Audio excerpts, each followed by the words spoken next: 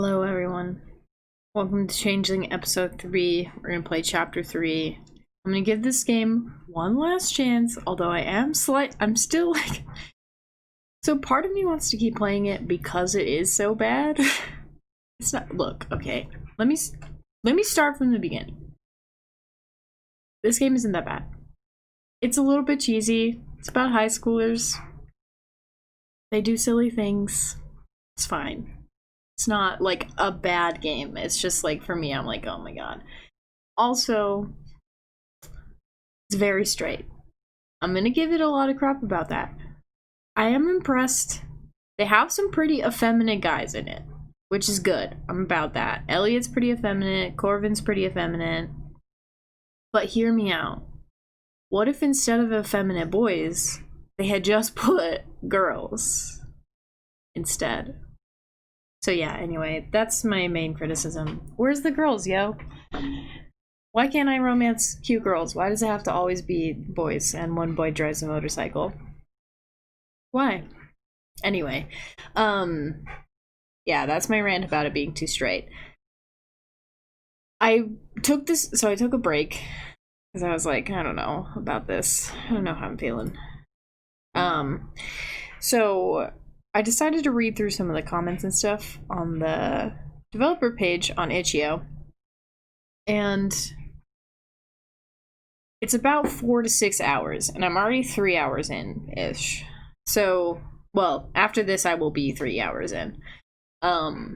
Which makes me think there's maybe only like 6 chapters. So maybe we'll just make this a mini-series. Maybe I'll finish this game. We'll see how I feel after this. This chapter is going to be the make or break for me, okay? If nothing interesting happens here, I'm going to be pissed and I'm going to not play the game anymore. But if something interesting does happen, then maybe we'll finish the game. Also, so all of that was to say, I learned that Ewan's route is the one that kind of goes the most in-depth into Nora's story. And that the developers recommend you go Elliot first, Ewan last, because apparently Elliot's is the least in-depth. I don't give a shit about that. I'm not playing this game multiple times. At least probably not. So, we're gonna choose Ewan because he's honestly the least... No, I like Corvin too. Elliot's okay. Like, out of all of them, he's the one I'm most interested in. Even though he is, like, the biggest stereotype out of all of them. Big guy, big tall muscle guy with the motorcycle, but he's got a sweetheart. Like, why? Every time, dude, just why? Anyway, okay, so I'm gonna stop shitting on this game. I'm just gonna play it. So yeah, here we go, chapter 3, Paranormal Mysteries Club. I'm like, can almost guarantee this is also okay. So I watched the trailer for this game in my time period away from the game. There's some weird ass shit that happens. I don't know, dude. I saw some weird shit. There's like a scene with Ewan without his head, but there's like some green glowy light coming out of his neck. I don't know what's going on, but you know what? I think that might have been a spoiler, so maybe don't have that in the trailer for the game. I was pretty sure I was dreaming, but it was cold and pitch black. There was no sound, no sensation. I tried to move, but it was as if the darkness was weighing me down. I tried to scream, but there was nothing. I couldn't hear the sound of my own voice. I couldn't even feel myself screaming. As I waited for any sign or sound or hint of light, I slowly became aware of the fact that I was running. The slow tingle of sensation began to creep back. My feet were crashing through what felt like underbrush. The cold prickle of wet pine needles jabbed into me as I ran. I have to find what? I didn't know. Inwardly, I screamed at myself to stop running. No, not yet. Not yet. It was my voice speaking, but it wasn't me. It sounded raspy and weird. I didn't even know what I had meant by that. Finally, I came to a halt. My hand reached out to steady myself against something. I felt scratchy bark against my skin. The moment I touched it, reality came crashing back. Or rather, it felt like I went crashing from nothingness back into reality. I expected to wake up in my bed in a cold sweat, but when I came to, I was standing up. I wasn't even in my room, much less my bed. I was in the middle of the woods, surrounded by trees on all sides. Panic rose in my throat. Did I do it again? The strange sensation of crashing back into reality was both eerily familiar and terrifyingly nostalgic. I had felt it before. How long have I been gone this time? My heart was thudding uncomfortably as I looked around and listened for search parties. It was probably stupid to immediately assume I'd been missing for weeks already, but it's not like it would have been unprecedented. There was only silence. I wasn't sure whether I should have been relieved or not by that, but at the very least, I must have been gone long. I must not have been gone long. But now what? It was dark but cloudless. I was in a bit of a clearing, so the moon lit up my surroundings pretty well. I turned, trying to get my bearings. To my great relief, I saw the warm glow of lights through the trees only a short distance away. Was I sleepwalking? Or something? That had never happened before, especially not to the point that I ended up outside. I took a deep breath and started making my way back towards the lights. I was freezing. It was freezing, and before I stopped to contemplate any major questions about the current situation, I needed to get back home. I would worry about the sudden sleepwalking problem after that. Something in the distance let out a long howl. A shiver crawled up my spine as I looked anxiously over my shoulder. Coyote, maybe? It was a ways off, but still too close for comfort. I carefully picked my way through a little gully, wincing as I found a blackberry vine I hadn't been looking for. Ow, ow, ow! It managed to wrap itself around both legs in no time. Thorns jabbed at my fingers as I tried to pry it off in the dark. The sudden crackle of underbrush off to one side immediately put my heart in my throat again. What was that? I strained to see in the shadows. It might have just been a deer, but this area did apparently have black bears, not to mention things like cougars. Everything went silent again. I was thinking of making a break for the lights. They were maybe 40 yards away and up a little hill. I could make it. Suddenly, a shadow moved. I tried to make out the shape, but it was deep in the trees beyond the moonlight. To my relief, it looked like something like it was moving away from me, when it suddenly broke into a run. What? I was almost certain I'd glimpsed something person-shaped. Someone else was out here too? But who? And were they watching me?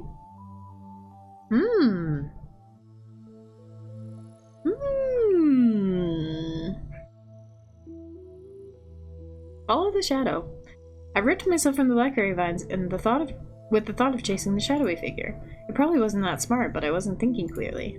I was outside at night and someone was stalking me. I wanted to know who it was and what was going on. I'd only gone a few feet before I realized everything between me and that area was a sea of tangled blackberry vines. They were already snagging at my pants, stabbing into my legs and feet. Ouch, ouch, ouch, ouch. Thinking better of that decision, I retreated and decided to limp my way back up the gully toward the lights. Boring. I kept an eye out in case that figure came back, but they were nowhere to be seen. At the top of the gully, I realized I had been just below my house the entire time. The lights I'd seen were from Elliot's back porch. Thank goodness. The back gate had been left wide open. I must have come out through there. From the looks of it, I was right. I hadn't been gone long. The lights were still off inside. Fortunately, I woke up before I got too far away. I led myself back into the yard and quietly creeping to the house and into the partially open back door. It was so weird knowing I had to have come this way, but I didn't remember any of it. It wasn't like it was unusual for me, but I just could not afford to start this stuff up again. I was shutting the door. I heard the sound of soft movement behind me. I spun round, startled. Spencer was there at the bottom of the stairs. I could barely make his face out in the dim light from over the stove. What are you doing? I stepped out for some air. Couldn't sleep. I wasn't about to tell him I'd gone for a little sleepwalk in the woods at night. I padded across the kitchen and tried to get up the stairs, but Spencer blocked my way. That's all you were doing? Yeah, that's it. Can you let me go to my room? I'm freezing. Wait a second. I'd been doing the creepy sleepwalker thing and had some serious thinking about that, but what are you doing up? I heard you coming in. Thought it might be a burglar. Ah, well, it's not. It's just me. And since I live here, could you please move? He didn't look like he wanted to, but he finally stepped aside and let me pass. It wasn't until I shut the door to my room that I realized Spencer had been fully dressed and wearing shoes. Why was he fully dressed if he got up when he heard me come in? Then again, maybe he'd thrown his clothes on when he thought he heard someone downstairs. No one wanted to confront a potential thief in a t-shirt and boxers, I assumed. But I was way too tired to dwell on that, and before I could get back to sleep, I had to pick the thorns out of my feet, then disinfect the numerous cuts and scrapes. That occupied me for far longer than I would have liked. When I finally fell into bed, I didn't have any more answers about why I'd been outside than I did when I first woke up out there. And I wasn't sure if there was anyone I could tell about it, not without kicking up a fuss, and I really, really didn't want that. Before bed last night, and before my nighttime escapades in the woods, Allie and I texted quite a bit about my less than exemplary first day at school. Dude, I'm like, okay, that was finally, like, the first interesting thing that's happened. Shit is getting real. It's getting real. I'm about it. We're gonna quick save, though. What does auto mean? It probably just means it goes automatically. Like the word auto, you would think it would mean. Before bed last night and before my nighttime escapades oh, I already read this. She had casually informed me that she would be driving me there and back for the foreseeable future, or at least until I got my own car. Why would you have two cars? You don't need two cars. Just control your siblings. Or, God, maybe the parents would step in and A, get their son therapy, and B, make him fucking act like a normal person. Fortunately, she lived in the same neighborhood, so it wouldn't really be an inconvenience for her to stop by. The only drawback was that she usually had to arrive early because she did extra credit work in the office. It was mostly just filing and such, but it meant she had to be there quite a bit before class started. Dude, this girl's a fucking teacher's pet, dude. What a nerd. Which meant I would have to loiter around the school with nothing to do for a little over half an hour. I wasn't going to complain, though. It could have been worse. You have a phone? Half an hour is nothing, dude. I had to admit that I was kind of annoyed Spencer basically won. He wouldn't have to drive me to school or put up with being anywhere near me anymore. But then Dad informed us that Spencer had lost car privileges for the next month. Dad would pick him up after school and drive him to the showroom for work, and the poor guy would have to catch the bus every morning. To add insult to injury, the car would sit unused the entire time, since I'd be riding with Allie. She's not even going to be using it. Too bad. You left her at school on purpose. I don't think you deserve to drive the car. I'm already going to be working for you for a month and doing all her chores. I get it. I'm sorry. I just had a bad day. That's not an excuse to leave your sister crying in a parking lot. They were already at it when I went downstairs. Yeah, okay, listen. That's unexcusable. This kid's a little shit. Like, don't do that. I tried to ignore the fight as I ate breakfast. It wasn't easy, especially with the look Spencer kept giving me. He could not expect me to feel sorry for him. There was absolutely no way I would feel sorry for him. I mean, he was my brother, and he was already being punished. Ugh. I tried to ignore the part of me that wanted to defend him. No, we're gonna defend him. I hated myself for it, but I couldn't let him suffer. Dad, just let him use the car. I already have another ride. They both looked at me in surprise. I couldn't blame them. My defending him was probably the last thing I had expected. Yesterday, you were pretty eager to see Spencer punished. Well, yeah, yesterday I was still mad. And I do think he deserves the work he's getting. Because that was a lousy thing to do, Spencer. I sighed and gave up on breakfast, pushing my plate away. But, I mean, there's no point in the car just sitting there. It's cold, so it'll probably sap the battery. And that'll be a pain, and I don't know. He's going to suffer enough having to put up with you and Grandpa in the same room with each other every afternoon. She's not wrong. Thank you, Courtney, that's helpful. Oh, my mom's name's Courtney, that's cute. I try. Are you sure about this, Nora? I mean, you're the one he left there. I shrugged.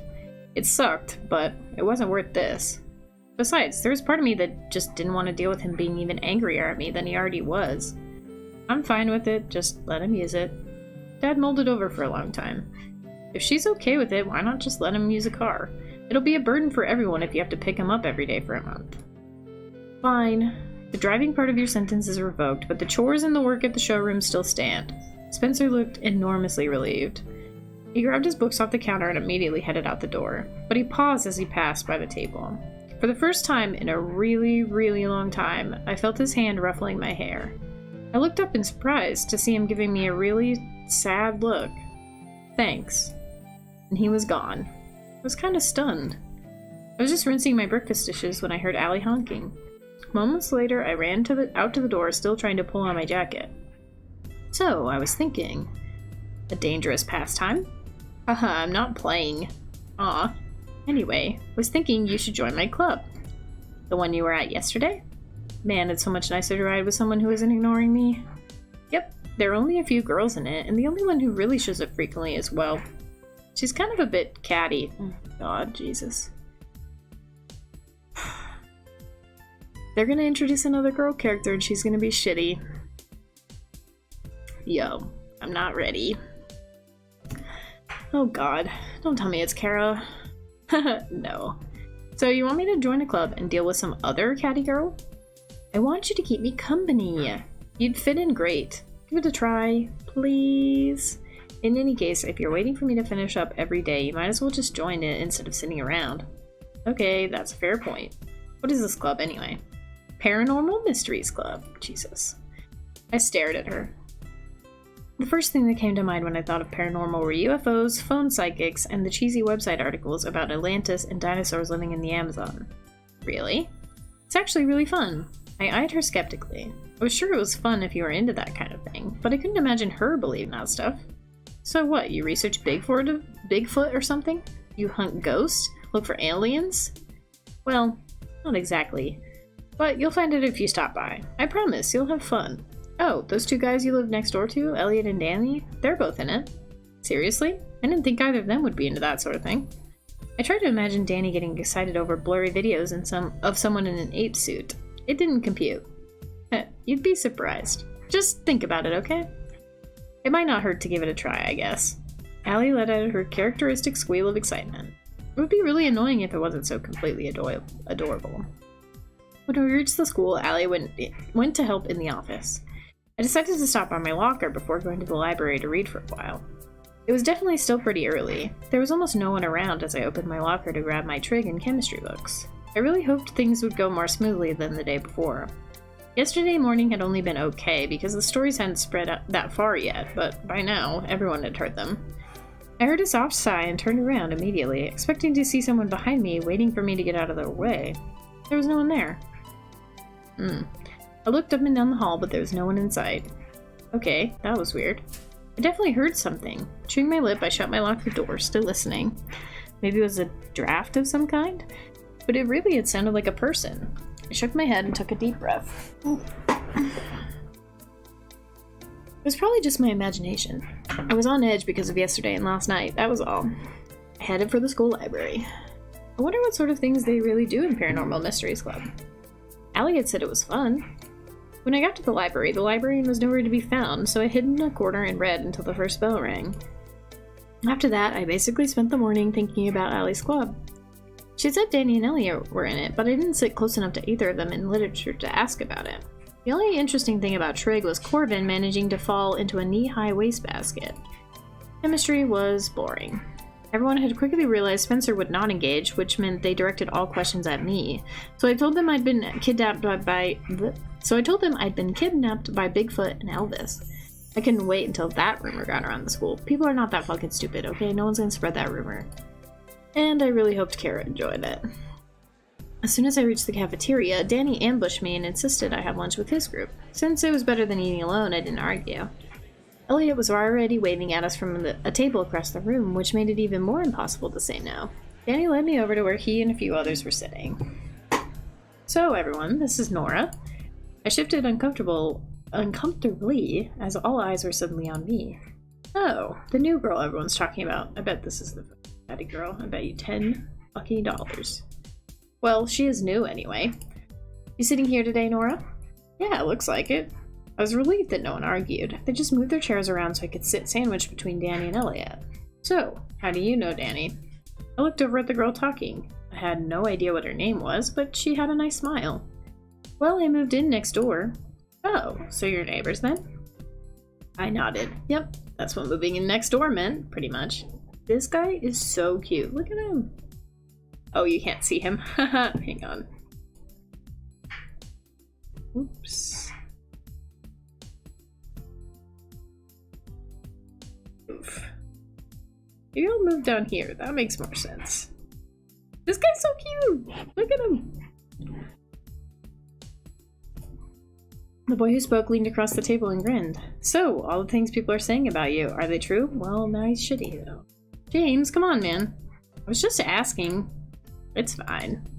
And like I've told everyone so far, no, most of the things being said are speculated are not true. I really did get lost in the woods. I really don't remember it. My brother really was attacked by what we think was probably a cougar or something while out looking for me. Yes, he injured one of his eyes. No, they're not sure how. It's actually nowhere near as mysterious as people try to make it out to be. It was just sensationalized at the time. All that happened was that I got lost and Spencer somehow hurt his eye. So, you really didn't see a murder in the woods? Raina. I think that's about as likely as encountering Sasquatch. Maybe it was a serial killing Sasquatch. I liked her. Well, aliens are also a popular theory. Serial killing alien Sasquatch? Now that's just crazy talk. Everyone laughed, and I was relieved the conversation didn't seem like it was going to be the usual interrogation. Alright, never mind. This girl's not the girl I thought she was. She's pretty fine. Oh, Elliot, man, I read about something yesterday that your club should totally investigate. Oh? Bat Squatch. Bat Squatch? You know, like giant bats. He gestured wildly as he started explaining this supposed creature to Elliot. I tuned him out and turned to Danny. So I don't see Allie anywhere. I didn't see her yesterday either. Do you know if she eats somewhere else? Allie? Yeah, I don't think she eats in the cafeteria. Ah, I see. That was disappointing. I guess it meant that I couldn't even have lunch with her. I wonder where she did eat. Maybe with the teachers or something? Though I couldn't imagine that would be fun. And even if she wasn't around, Danny's friends weren't too bad. They were rowdy, but really nice. I didn't usually like crowds, but after yesterday, it was a nice change of pace to be surrounded by friendly people. Speaking of the club, Allie mentioned she invited you to join it. Oh, yeah, well, haven't made up your mind about it? Well, I mean, I glanced back at James dubiously as he tried to convince Elliot that Bat Squatch was a viable topic of study for the club. Do you really study things like that? Danny just laughed. No, not really. We do look into the paranormal, but I suppose it's a little more mainstream than Bat Squatch. Mainstream. I wondered if that was more along the lines of ghosts and ESP instead of UFOs and unlikely mammals. There are a lot of stories that have much more solid foundation beneath them than Bat Squatch. You don't think that maybe some folklore has a seed of truth to it? I guess it depends on the folklore. I mean, if you take something like the vampires of Europe, a lot of people think that certain historical figures might have inspired some of those tales with their less than savory behavior. But if you're suggesting that the seed of truth is supernatural in origin, I'm not sure about that. But it does make for a potentially interesting study topic, right? I suppose it might. If Allie invited you, then you should consider taking her up on it. It might be nice to have a new member.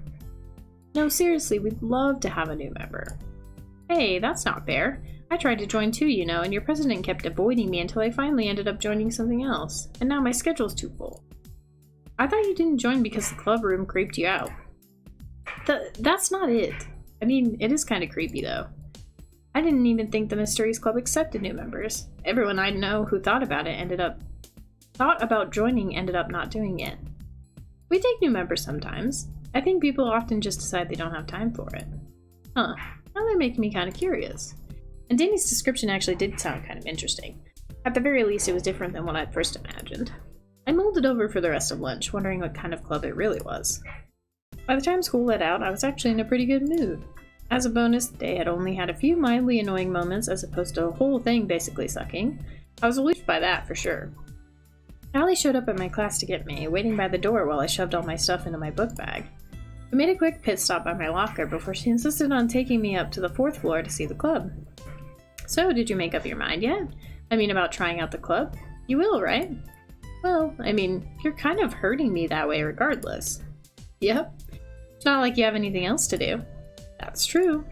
I'll just take a peek, okay? Alright, I'm sure you'll like it. At the bottom of the stairs, I paused and looked up. I'd been on the 2nd and 3rd floors, but never the 4th. I'd heard it just had a bunch of empty classes. Even when I was here in middle school, everyone had said it was haunted. We started up together. Are all the high school clubs up on the 4th floor? No, there are only about 5 others besides us. A lot of people prefer to use classrooms on the lower floors. Apparently, it's creepy up here. I should save. It's been a hot minute. I have heard that. I stopped at the top of the stairs, shivering slightly as I looked down the long hallway. It looked just like the one downstairs, but I had to admit the atmosphere was different. Maybe it was because most of the lights were off.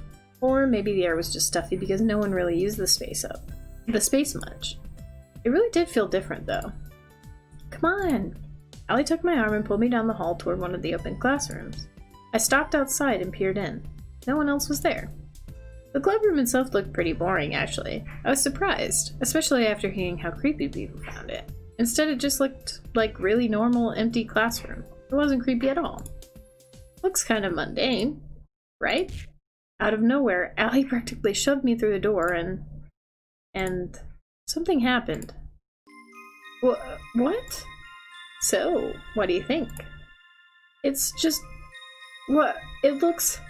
What? Looks a lot bigger once you're inside, doesn't it? I stared at her slack-jawed. She had the most infuriatingly smug look on her face. Bigger? Yeah, it looks bigger. And completely different. Where'd all this stuff come from? I looked at the hallway. It looked as normal as ever. But the classroom was now brimming with furniture and decorations that had definitely not been there when I first looked in. I rubbed at my eyes, though I'm not sure exactly what I expected that to do. Was I dreaming? No, I mean, obviously I wasn't. But how? I shook my head and walked back out into the hall. It looks totally normal from out here, and... Allie? I couldn't see her anymore. I burst back into the classroom, and there she was again, along with all the decor and furniture. Whoa, I don't understand. What is going on? My head was spinning as I tried to work this out. Mirrors or something? It had to be mirrors or something, right? I knew you were one of us. She grabbed my hands and squeezed them, grinning at me happily. Whoa, back up. One of us what? A paranormal, or a cryptic. Some refer to us as supernaturals as well. Mark? You sound uncertain. Wait, had he been there the whole time? He was standing in the corner by a large bookshelf, a book in his hand as he glared at me with the usual disdain. No, I know it's you. I just have no clue what's going on here. He shot Allie a strange look and huffed an annoying sigh as he snapped the book shut. She's probably still awakening, but I mean, she's obviously one of us. She's here, right? If she wasn't one of us, she wouldn't be able to see the club room. I studied Allie worriedly. Allie, you're kind of starting to creep me out. Why do you keep saying one of us like I've been inducted into some creepy cult? Also, paranormal? Cryptic? Okay, calm down. Take some deep breaths before your blood pressure gets dangerously high. I know this is confusing, but I can explain. It's very amusing. I don't want to take deep breaths. I know what's going on. Okay, well, you're a logical person. Just put two and two together. Clearly, this isn't a normal classroom, right? Well, yeah. There are two possible ways to explain what you've experienced. Science or magic, right? Science wasn't my forte, for sure, but magic? I think I need to sit down. Allie helped me to the nearest sofa, and Mark produced a glass of water from somewhere. For all I knew, he pulled it out of a hat. My head was spinning like crazy. Magic. Allie was not trying to tell me that this was some kind of magic room, was she? Or even before that. Was she trying to tell me that magic was real? Feeling better? Not really. Allie just laughed. I glared at her. This was not a laughing matter. I was having a crisis. Are you telling me that magic is a thing? A real thing? A thing that actually exists in a real, practical way? Yes. And this room is magical. Yep. And I'm magical? Most likely. I stared at the door. I could see the hallway outside. It looked perfectly normal. There was nothing near the door that could explain what happened when I entered. No visible mirrors, cameras, or projectors. Heck, I couldn't even come up with a way it would be possible to do something like that with projectors and cameras. I took a deep breath and let it out slowly. At lunch, someone said this club doesn't take new members much. This is a club specifically for the supernatural members of the student body. Obviously, normal humans can't be permitted to enter. Typically, humans can't see this room, not as it is. As you notice from the outside, it looks like a normal, empty classroom. From the inside, it still looks like a normal, empty classroom to normal people.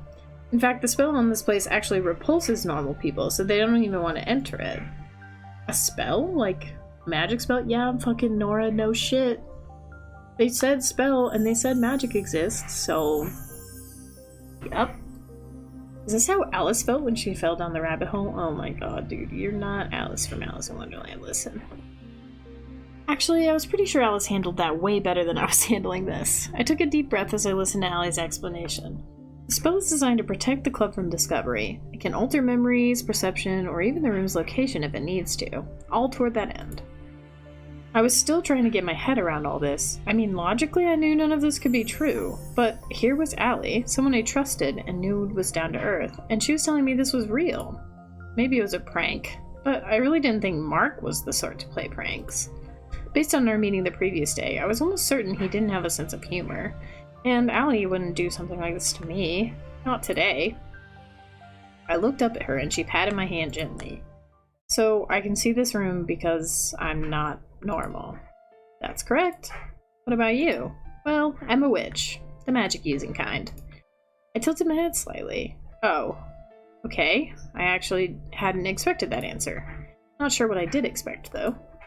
Okay, let's assume for a moment that instead of thinking you're just insane, I believe you. How did you know I was a, what did you say, cryptid? I mean, you invited me to the club this morning, so you already knew, right? Cryptic is the word you're looking for. We're not animals. Cryptids are creatures that can't be proven with science, but cryptic is just a name some people adopted for us. It's shorter to say than paranormal or supernatural, so a lot of us go with it. Hey, unless there's a test on it, I'm not interested in vocabulary at the moment. Is she always this sarcastic? Usually. It's worse when she's upset. It's sort of like a litmus test. Litmus you can use to tell how close she is to having a complete freakout. Ah, I see. I'm right here, and what I'm interested in is how you knew I was a cryptic, or at least why you thought I was. Blood pressure. Allie. Okay, calm down. The reason I knew was because of Corbin. Corbin? What does he have to do with it? Remember that book he dropped? Yeah, that weird creepy one? It wasn't just a book, it was a grimoire. Corbin was standing at the door as if he'd just come inside. And if this was a prank, they were really going all out. But at this point I had a feeling that hoping it was just a prank was pointless. Mark's lack of a funny bone aside, Allie didn't look like she was joking. And it's not creepy, by the way. Don't call someone's grimoire creepy. Hey, Cor. So, we were right about your friend? Well, you can see for yourself. Welcome to the Paranormal Mysteries Club. Nora, right? As usual, he was pretty bubbly. He waved at me from across the room. Did you say it was a grimoire? Like, a magic book? That's right. And normal people can't see it. So when you so kindly wanted to pick it up for me, I knew that you couldn't be a normal human. Thank you, by the way, that was nice of you. If I'm not normal, then what am I? A witch or something? And does this mean Spencer is magic too? Because I really don't think letting him have magic is a good plan. Who's Spencer? My brother. My very paranoid, emotionally delicate brother. While I was speaking, Corbin wandered over and sat on the table next to the sofa, and immediately overturned the glass of water Mark had given me. This guy's only character trait is that he's klutzy. Why? It's probably fucking lore relevant or something, and I'm not about it. He jumped back up as a cascade of water ran down his pants and down the arm of the couch onto my lap. Ah, sorry. I was still too shocked by the whole magic thing to even react. Sorry, I'm sorry. Sorry. He looked around, presumably for something to wipe up the water with. I just sat there, staring at my soaked jeans dumbly. Allie, perhaps you could... Don't worry, I've got it. Annoying as this was, this should prove it to you, Nora. She flicked her hands toward me in a strange circular motion and chanted something under her breath. What? I felt an undeniable wave of warm air and looked down to find that my clothes were completely dry, as was the sofa. I patted my hands over my legs in wonder. There was no sign that they'd been soaked through only moments ago. Whoa. I'd even dried my underwear. Creepy. Really, Allie? Come on. His pants were still soaked all down the front. Maybe if you'd learned to actually read the mood for a change. It wasn't on purpose. Help a guy out. Air magic isn't really my forte. Corbin made his best attempt at sad puppy eyes. Allie sighed and rolled her eyes before repeating the hand gesture and chanting she'd previously aimed at me. Then I saw something. It was kind of hard to describe. The air around Corbin seemed to ripple, and the water was suddenly just gone. This is real, isn't it? Allie turned back to me. I knew I was gawking up at her, but I couldn't help it. I mean, none of this was possible, except I was watching it happen. No mirrors, no tricks. This was the real thing. Oh my god. You're telling me that I can learn to do that kind of thing? Now, that we don't know. There are lots of different types of cryptics, not all of which have inherent magic, and we don't really know what type you are. Hello. How are you? How can I help you?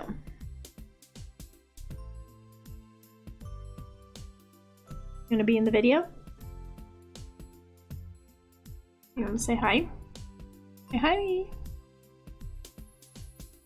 Oh, she got shy. Hello. You're causing problems. There are many that are non-human. Wait, if I'm some kind of not human thing, what about my family? You're saying my parents have basically been lying to me this whole time? Not necessarily. Someone can be a cryptic without their family knowing. For instance, if they were infected by something that changed them. Like zombies? No, like vampirism or lycanthropy. I am not a vampire. Wait, vampire? No, you are most certainly not a vampire. Hey, why are you saying that in such a snooty way, mister? Hi. I can't read when you're just like right in front of the screen like that. Hi, little baby. But infection isn't the only way for humans to acquire supernatural abilities. Aside from being born with innate magic, there are lots of reasons humans develop powers. Being descended from paranormal creatures is one reason, like having fae or elvish blood somewhere in your lineage. Elves? If you did, there's a good chance your parents wouldn't even know, depending on how far back it was, and fae blood can lie dormant for generations before rearing its head again. Oh wow, how convenient. I'm a fairy, but I'm the only one in my family because it's been dormant for so long.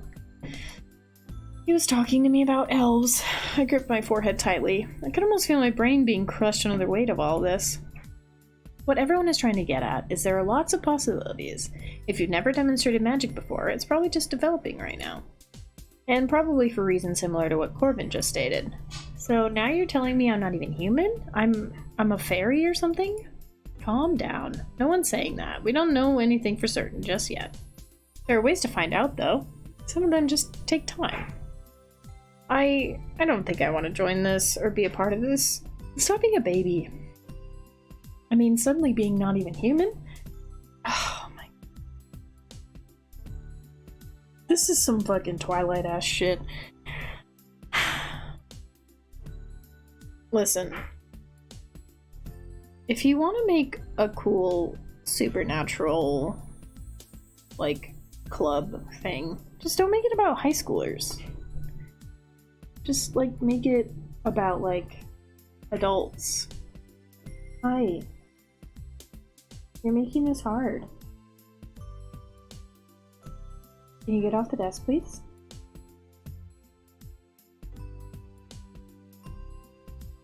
Hi, I'm trying to record a video. Great. Get down.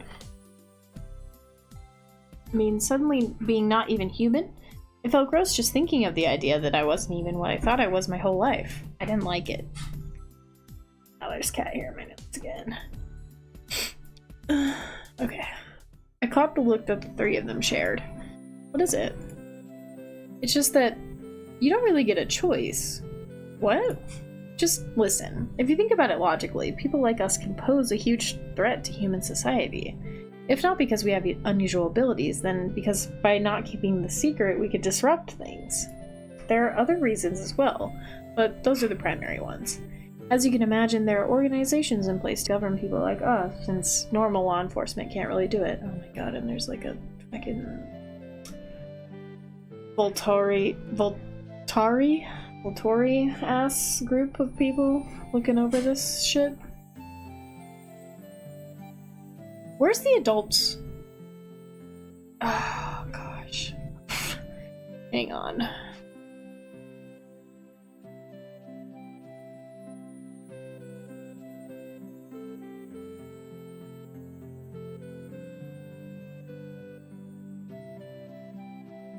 My cat really just came over to ruin my life, basically.